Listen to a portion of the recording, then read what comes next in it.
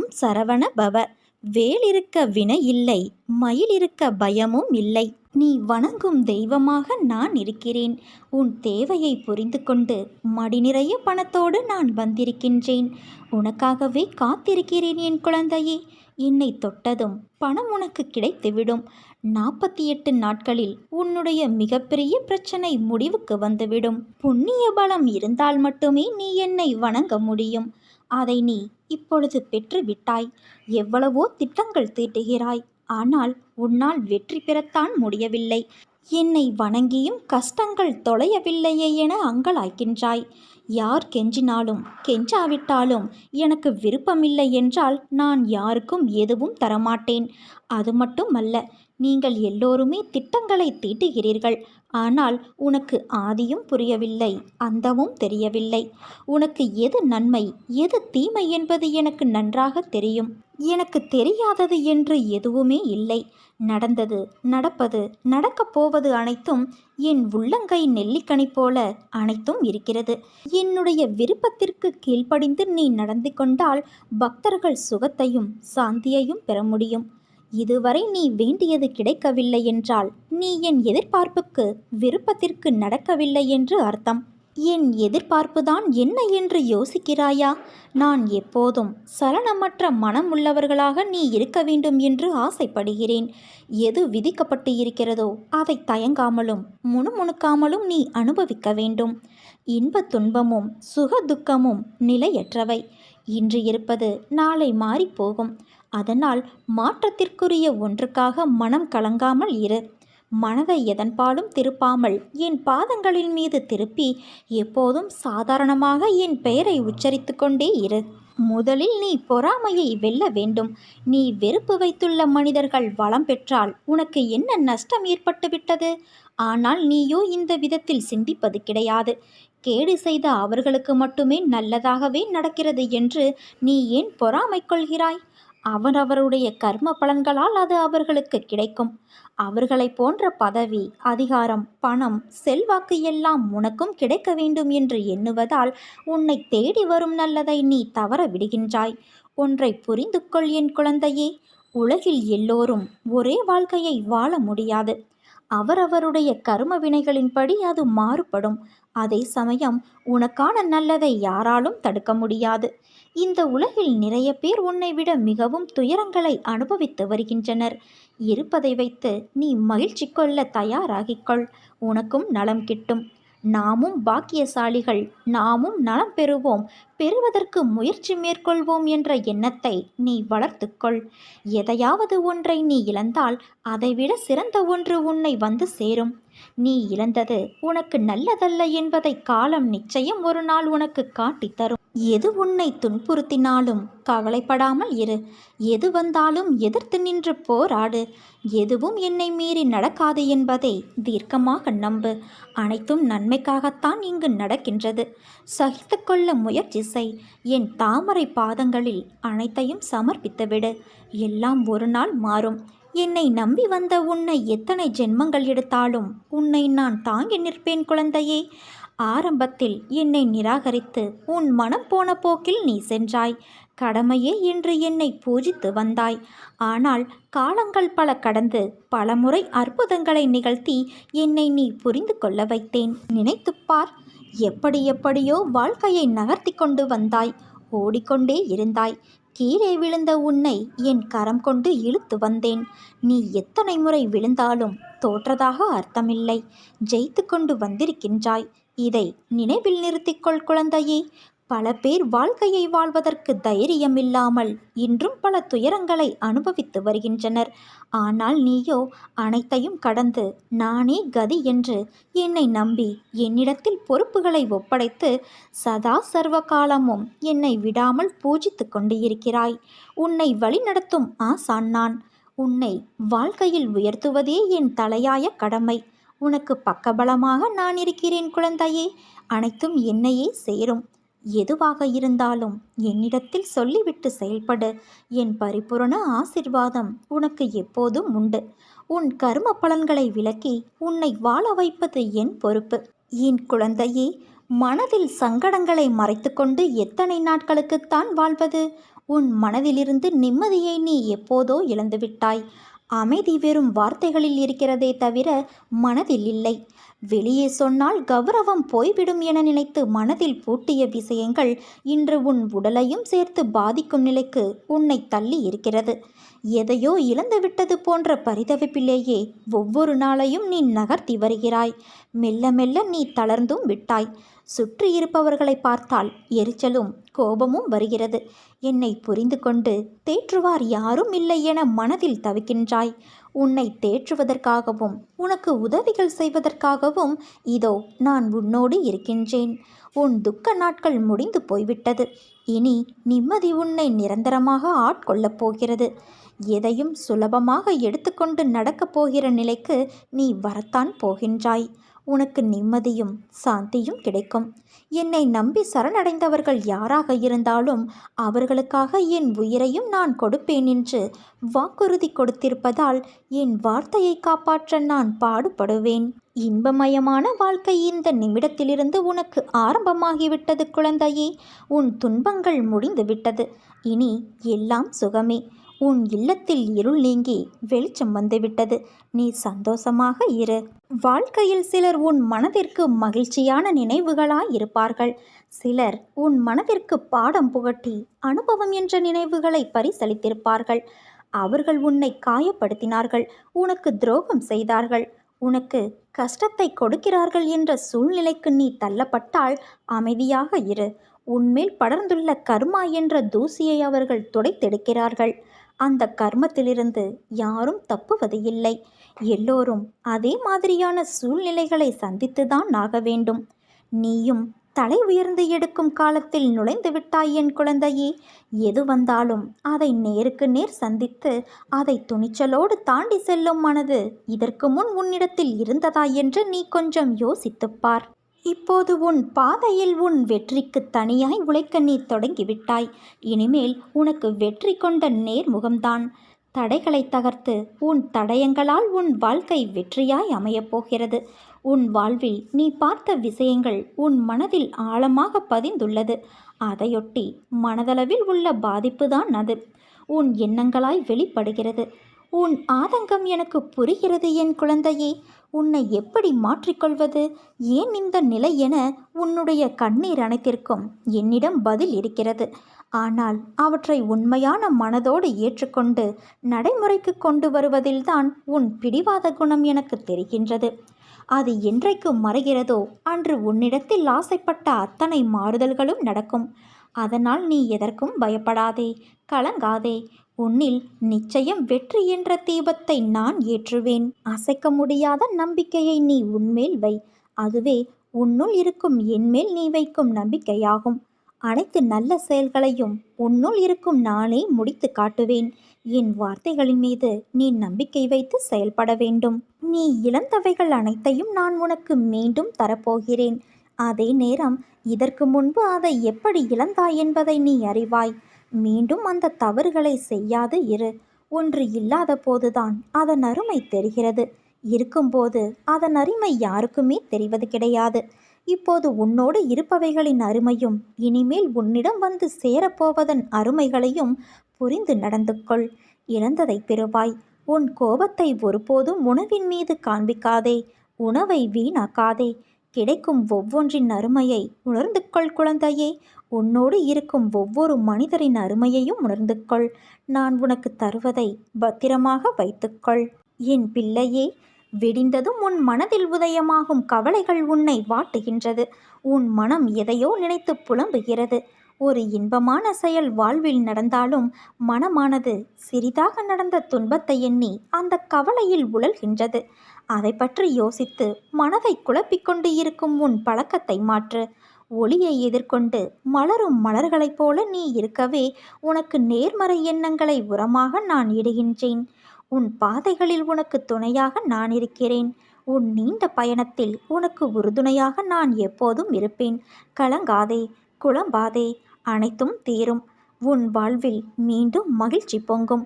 நம்பிக்கையோடு இரு என் குழந்தையே. உன் நல்ல மனதிற்கு ஒரு நல்ல விஷயம் கண்டிப்பாக நடக்கப் போகிறது.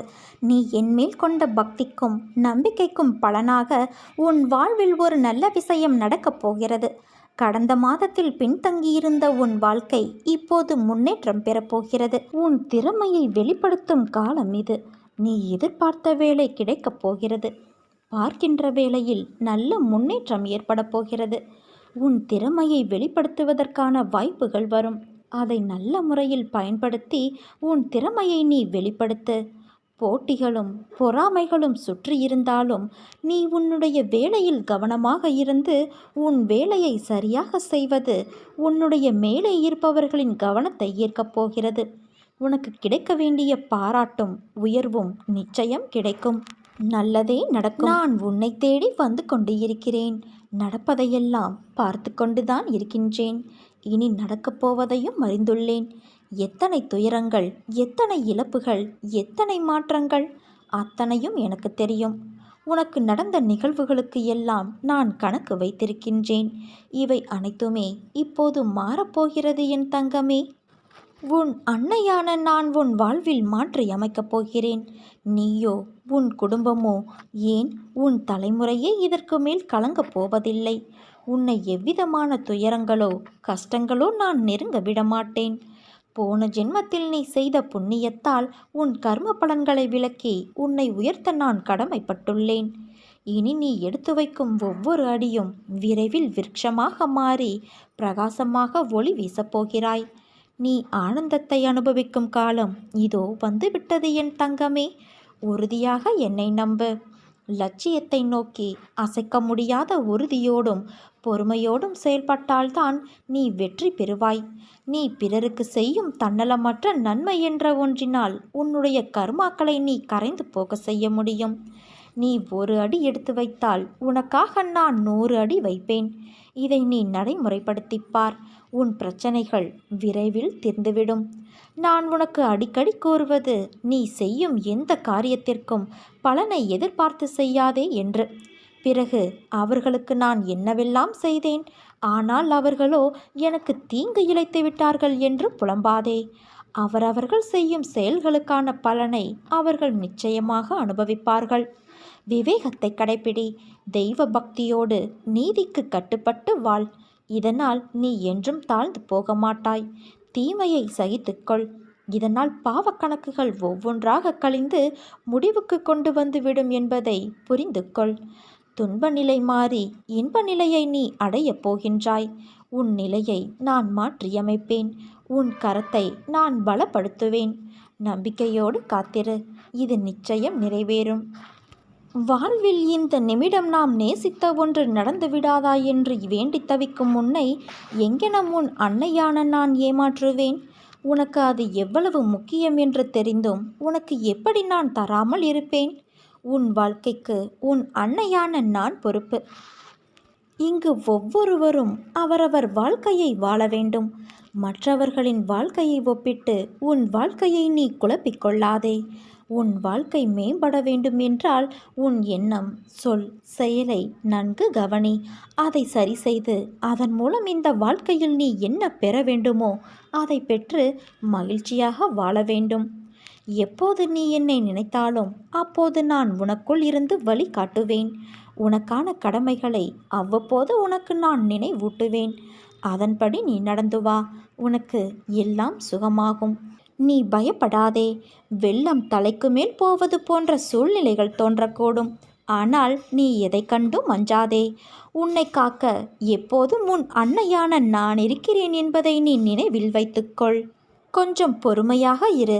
இந்த கஷ்டமான நாட்கள் கூட கடந்து போகும். இன்று உன்னை பார்த்து சிரிப்பவர்கள் நாளை உன்னை பார்த்து அதிர்ச்சி அடைவார்கள். நீ என்றுமே மற்றவர்களின் உடல் பலம், பணபலத்தை கண்டு அஞ்சாமல் எது வந்தாலும் ஏற்கும் பக்குவத்தை வளர்த்துக்கொள். உன்னிடம் திறமை இல்லை என்று யார் சொன்னது? முதலில் நான் ஜெயிக்க பிறந்திருக்கிறேன் என்ற நம்பிக்கையோடும் விடாமுயற்சியோடும் நீ செயல்படு. எதை விடாமுயற்சியோடு நீ தேடுகிறாயோ அதை நிச்சயம் அடைவாய். பாம்பின் பற்களில் விஷம் இருந்தாலும் பாம்புக்கு அதனால் சிறிதும் தீங்கு இல்லை. அது இறப்பதும் இல்லை. ஆனால் பாம்பு எதையாவது தீண்டினால் தீண்டப்பட்டதற்கு அந்த விஷம் தீங்கு செய்கிறது. அதைப்போல தீய எண்ணம் கொண்டவர்கள். அதனால் கெட்டவர்களோடு சேராதே. செம்பொன்னிற்கும் பித்தளைக்கும் உள்ள வேறுபாடு உரைக்கல்லில் உரைப்பதால் தெரிய வரும். அதேபோல நல்லவரையும் தீயவரையும் அவரவர்களுடைய செயல்பாடுகளால் அறிந்து கொள்ள முடியும்.